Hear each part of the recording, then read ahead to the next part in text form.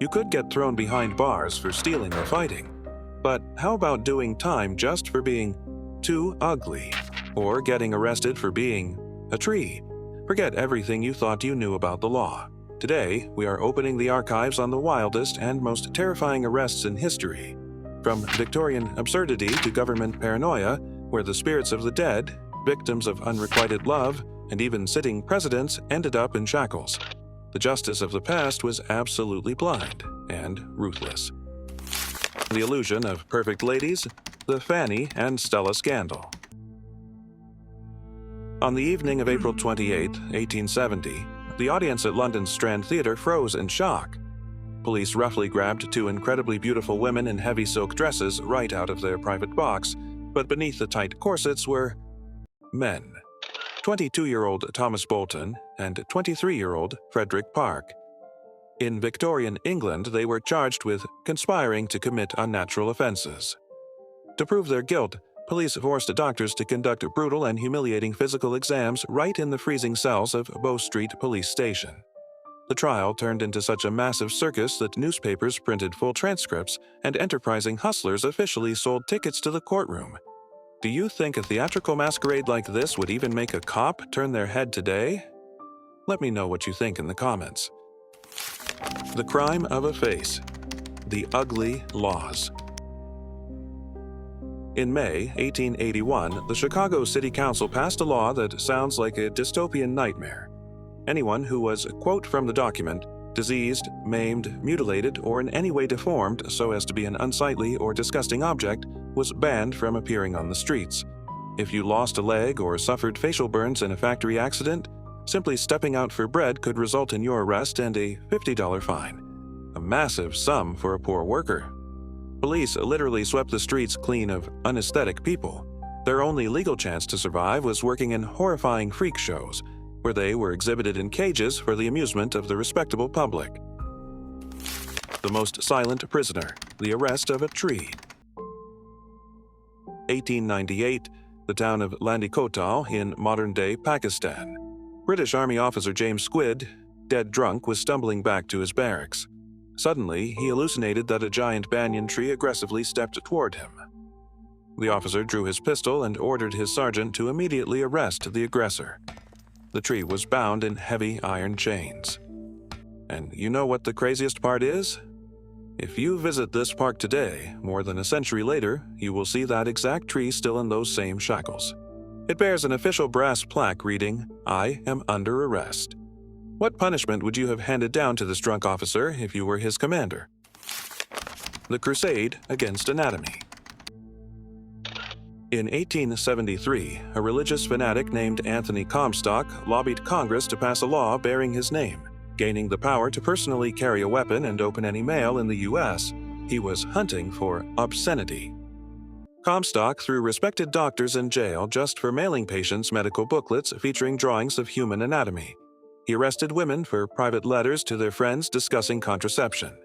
This man burned 15 tons of books and proudly boasted to the press that he personally sent 4,000 people behind bars and drove at least 15 to suicide, saving America from moral decay. Terrorists in skirts, deadly hatpins. In 1910, the Chicago City Council seriously debated a national security threat posed by women's hats. Ladies secured massive, fashionable hats to their hair using 12-inch steel pins. Men in crowded retro streetcars were terrified that a sudden stop would result in women stabbing their eyes out. A strict law was passed. A pin could not exceed 9 inches, and the tip had to be covered with a guard. Police conducted raids right at tram stops. Women who refused to take off their hats were forcefully dragged into paddy wagons, labeled by the press as terrorists in skirts. There are even real records of ladies fighting off police nightsticks using those exact hatpins. State secrets and a crystal ball. Britain, 1944. During a séance in Portsmouth, medium Helen Duncan claimed in a trance to see the spirit of a British sailor. The ghost told her that the battleship HMS Barham had been sunk by a German U-boat. The problem was the government had strictly classified the ship's sinking and the deaths of 861 sailors to prevent public panic. The military was terrified, assuming Helen was a German spy. An MI5 strike team burst right into the dark room, dispelled the ectoplasm, and arrested the woman. To keep her mouth shut until the end of the war and protect the D-Day landings in Normandy, she was sentenced to 9 months in prison under a dusty, medieval Witchcraft Act from 1735. Even Winston Churchill called the trial obsolete tomfoolery in a secret memo. A one-way ticket. The Resurrection Mafia. In the 19th century, universities desperately needed corpses for anatomy classes, but it was only legal to dissect executed murderers. This gave rise to the dark mafia of resurrection men, grave robbers who stole fresh bodies. But how do you transport the goods from the countryside to a London university? On foggy, late-night train platforms, police would regularly stop two gentlemen dragging a third, supposedly dead-drunk friend by the arms. Except when the conductor pulled off his hat and dark glasses, it turned out the passenger in the expensive tweed coat was cold as ice and had been dead for days. Sometimes dismembered bodies were shipped in barrels of whiskey, which the dock workers later accidentally drank. Dangerous seduction. Jail for a broken heart. In the 1930s in the U.S., a man could be ruined and jailed simply because he hadn't stopped replying to letters. Women were mass filing lawsuits under the breach of promise to marry. Intimate love letters were read aloud in front of juries. Guys walked out of the courtroom in handcuffs, paying massive fines for the lady's loss of reputation, even if a wedding was never seriously planned. By 1935 in New York, this had turned into such a massive industry of legal blackmail that the state was forced to rush an emergency repeal of the law. Guys, be honest. Who among you would already be serving a life sentence by 1930s standards? Inches of Depravity. The tape. Measure Police. 1922. The arrival of shortened bathing suits drove American society insane. Official bathing suit patrols appeared on the beaches of New York and Chicago. Grown, hardened cops in full uniform crawled on their knees in the sand with construction tape measures. They would walk up to women and measure the distance from the kneecap to the edge of the fabric.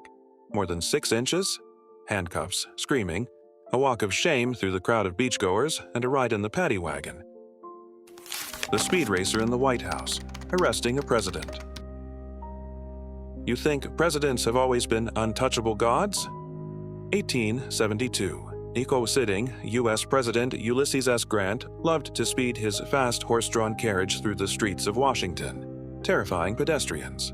A black police officer named William West stopped the president's carriage twice, giving him strict warnings.